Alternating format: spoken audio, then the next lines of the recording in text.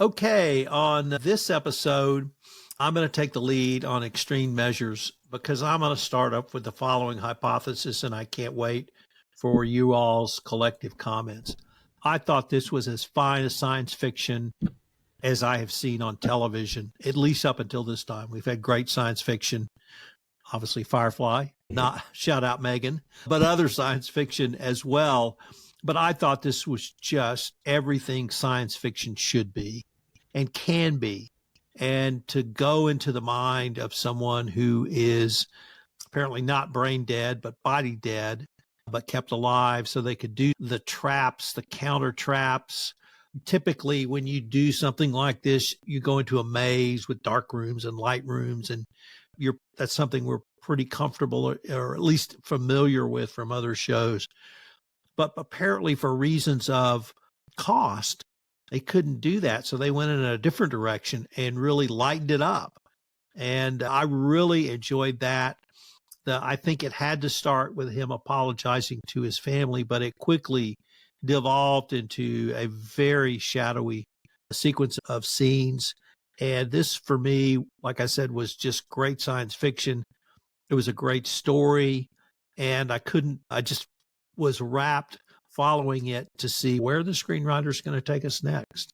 And Sloane, I don't want to say they wasted that character or that actor, but they should have brought him on way long ago. He was a Q-like character who could have been there the whole series, dropping in and causing mayhem and havoc all along while basically saying, nah, you can't touch me. I really enjoyed the Sloane character. That's the Section 31 agent, for those listening to this podcast for the first time. And that they really highlighted how good he was and how he played that character, I thought, literally to a T. O'Brien started off for me a little bit silly, but pretty quickly he became much more serious, particularly when they thought they were killed. Bashir had a level of depth that I wasn't sure I had seen before, and I really enjoyed that part as well. This episode for me, I'm not going to put it up in one of the top 5 because I think it was just something different. Mm-hmm. And I really appreciated what the screenwriters did. It was just science fiction as it can be. Which way do you guys want to see this one? Or did you see this one? This one quite differently. This episode really didn't do it for me, for the most part. I thought, I don't love the kind of dream within a dream kind of concept. It's not one of my favorite tropes. I think they did it well here and it was executed well. But there are a few things that really stuck out to me. Like, I think this episode is mostly important, or at least to me, in the context of the last one, where there's all this talk about corruption and goodness and the old giving way to the new. Because what we learned here is that what's happening to the Klingon Empire and to the Cardassian Empire is also happening within the Federation and within Starfleet. Because when Bashir and O'Brien had this conversation with Sisko for the first time to let them in on the plan, what was going on, Sisko took on that concept of Starfleet has, albeit indirectly, condoned an action of genocide quite easily. Like that didn't make the waves that I think it probably should have. And I thought it was really interesting because it retroactively justifies the actions of the founders for the whole war. And I thought that was just really under-addressed in the concept, like within the episode. It was like that for me felt like the really meaty part that kind of didn't get explored because there was this labyrinthine adventure happening. So that was kind of my big takeaway from it, is I think the episode was good, it was well constructed, it was interesting, but I felt like I missed the point. And maybe that'll be fixed in the next couple of episodes of the finale, but that was how I felt. You think Sisko, like, getting bitchy at Bashir and O'Brien for holding this information back and trying to do this duplicitous, slightly amoral action is him taking the high horse, considering what he's done in the last little bit? Yes! I do! Yeah, he should ultimately, he's fine with it because he's just, go ahead. And then when Sloane is like, Sisko's not going to let you, and O'Brien's just like, he knows all about it. Like, he's cool. It's a good episode. It's a Deus Ex Machina for ending Section 31 and finding the cure, and it's fun. It's also like you said, the writing towards the end of the seasons, I've noticed that Star Trek, at least Voyager, TNG, and DS9, they do these weird little hallways surreal, and there's something about a Starfleet hallway that lends itself really beautifully to being creepy. There's plenty of episodes that take place on the Enterprise where it's just long tracking shots down these weird deserted hallways. Voyager did it really well with dark meandering paths through the ship. And I like that they use that here to interpret Sloane's mind by what you would see as a sort of bureaucratic Starfleet office of just endless hallways. It's really interesting.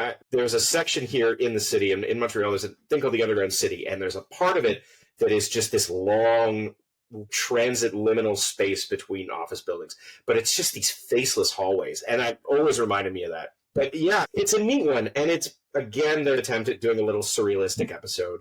I think you saw this really well in TNG. One of the last episodes, it's not a fan favorite, but I love it.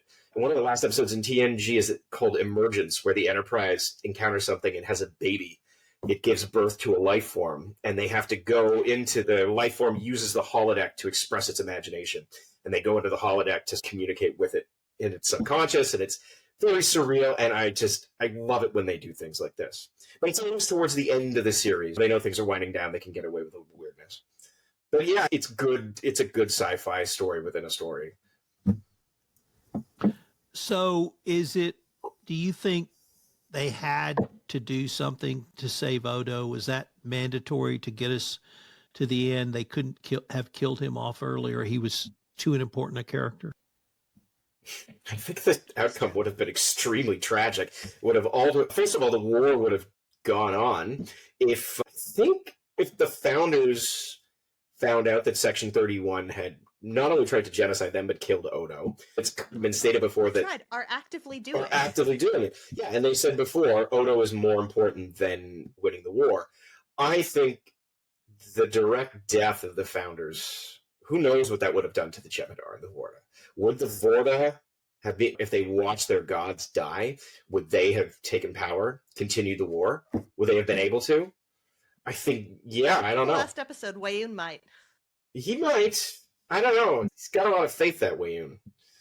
Well, He's hung in there pretty hard. I've got a question I'd love your opinions on. Now that they have the cure and they've determined it, the weirdly simple cure, just putting that out there, that works instantaneously. Weirdly simple, very much. Yeah, but are they now obligated to give it to the founders? Given that it was constructed by the Federation, by Section 31, it's clearly a war crime, what has happened. Should they give them the cure? What do you think? They use it as a bargaining chip, for sure. That's not really moral, but, you know, I don't know.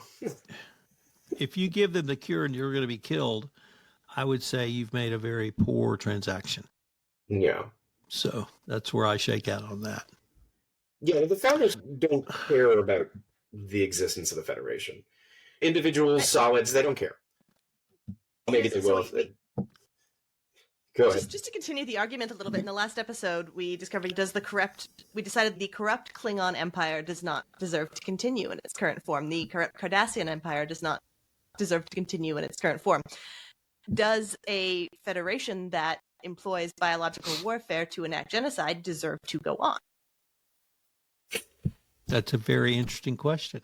Yeah. Yeah, I think that one of the reasons that DS9 is kind of been the background for a lot of new Trek in terms of writing is because it brings that sort of dark to the fold. If you watch Picard, you see that the Federation's become militaristic and they're using slaves and all kinds of nastiness. And you see the outlying areas of the Federation start to fracture. There's militia groups, human militia groups that are doing their own thing, and various other random projects. Yeah, I think we've talked about it before. The Federation is on the skids. At least the UFP that we've known up until this point. And the interesting thing in that is that you're probably, with someone like Martok at the helm of the Klingon Empire, you're probably going to see a resurgence of ability amongst the Klingons and less corruption. And possibly the same thing with people like Garrick and Damar back on Cardassia.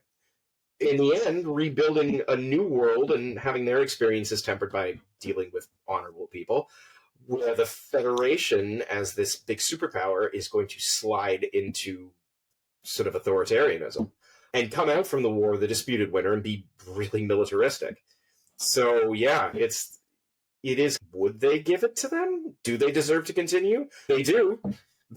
It's definitely not the Federation that we've known. Yeah, it's a great observation, because I think when we started this series, we all three expressed that part of the reason for this series was to explore some of the darker sides and some of the darkness. And I don't want to say it's come full circle, but it's certainly exploded out or burst to its true fruition, that the Federation is no better than the Klingons, the Romulans, the Cardassians, or perhaps even the Founders. Yeah, doesn't Bashir say that too, right? Today. Oh, sorry. It makes me wonder if it could be done today, because when it was made, it was such an interesting time in the world, right? So it's like post Western anyway, post Cold War, pre 9/11, and like sci-fi media was largely really hopeful, like with some exceptions, but there was a lot more fun and the excitement and the science of it, and things got a lot darker afterwards. But then there's DS9 and B5 that are actually, it could be terrible in the future, and I think it was really interesting. And I wonder if you can't remake, or you can't really know what it would be like if it were made today, but I thought it was interesting. We talked about this a little yesterday too, in one of the shows I suggested to watch from the mid-90s. It only had one season, but there's a really good show called Earth 2. And it was only around for about a season, but one of the premises of the show was that Earth has become uninhabitable. So everybody lives on these orbiting space stations, but the children being born on these space stations are suffering from a lack of clean air and a lack of nutrients and what a planet and a biological environment can give. And as a result of this, they're dying. The parents of these children are looking to go further afield, and these sort of governments are saying, we don't want you to, because we'll lose control. And that series really explores some dark themes. There's a few others that come to mind, and I think we started in the mid-90s to explore that kind of concept. Space Above and Beyond was another one made by two of the writers from the X-Files who left, and it's a sort of military sci-fi, but it's a very, conspiracy driven and dark. We started to see that, I think, a little more than so. Whereas TNG in the late 80s and early 90s was very cerebral, B5 is very soap opera, but yeah, that definitely started to become a trend, and definitely towards the end of the 90s, sci-fi was like on its way to being bleak. Why don't we give our maybe final thoughts on this episode? I'll probably end with the way I started. I thought this was as good an episode of science fiction as I had seen. I love the mind within the mind. That to me is just as good as it gets. So that really appealed to me. I liked the Sloan character. I think I can't remember the actor's name, but he's a very good actor. And I really appreciated his kind of final role, obviously, on DS9, but I thought he did an excellent job, and they got the cure, and the good guys won. Yeah. Megan? So so as I mentioned, like the mind within the mind, not my absolute favorite trope, but very well done. Tom, I agree with you. Sloan was great, and I agree with your point that he could have been brought in earlier. I think he would have been a fun character to have popping in and out more throughout the season. I find some of the choices with the characters to be a little odd. Julian and Bashir kind of casually deciding to commit crimes to get this information to cure their friend. That's pretty on brand with Star Trek. I like that they ended with going to dinner together with Keiko.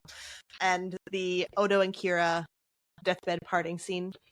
Right to the heart. That scene. Right to the heart. So overall, really interesting, and I think important within the context of the episode, and exploring the themes and really setting up, I think, as you alluded to, Murphy, setting up future Trek in a big way with what was happening. Good episode. I'm glad we watched it. Yeah, it's a good one. I love that scene. Oh my! How do the two most hard-boiled characters on the show end up having the most sweet romance in the entire series? That's what happens when you get 7 years of character development. It's so That's good. That's how romance works. And I also like that you mentioned that O'Brien and Bashir are comfortable with being criminals. Twice in this episode, they just break into Quark's in the middle of the night and start stealing his booze. Casually. Yeah. They're just like, yeah, I know he's holding some scotch behind the bar. They start that, they're just like, what are you doing up? And Bashir's, the lock wasn't hard to pick, so I thought I'd just come in and drink and play darts. And then they just end the episode by them just willfully breaking and stealing his stuff. Yeah, no, nobody cares. Nobody cares anymore. I love it. It's great. And it's sweet that he invites him to dinner, but at this point, you got to believe that dinner's 3 a.m. Yeah. Very cute. Guys, we have left the final 2 episodes, which is really 1 episode split into 2 for the conclusion of DS9. I can't wait till we get to watch it, rewatch it, and then talk about it. Till next time. Till next time, folks. Compliance Podcast Network. Start your mornings with daily compliance news, quick, sharp updates on the top compliance and ethics stories in under 5 minutes every morning in Compliance Podcast Network. Because compliance never sleeps. Need practical advice fast? Check out Compliance Tip of the Day. 1 actionable idea to level up your program. Short and sweet. Every day on Compliance Podcast Network. Got 10 minutes? We've got the week's top 10 stories. 10 for 10 brings you the big compliance headlines. Fast, fun, and focused. Every Saturday on Compliance Podcast Network. And don't miss the Sunday Book Review, where compliance meets culture through must-read books and big ideas every Sunday in Compliance Podcast Network. Whether you're in the office, on a walk, or commuting, stay smart, stay ethical, stay tuned. Only on the Compliance Podcast Network. Available wherever you listen to podcasts.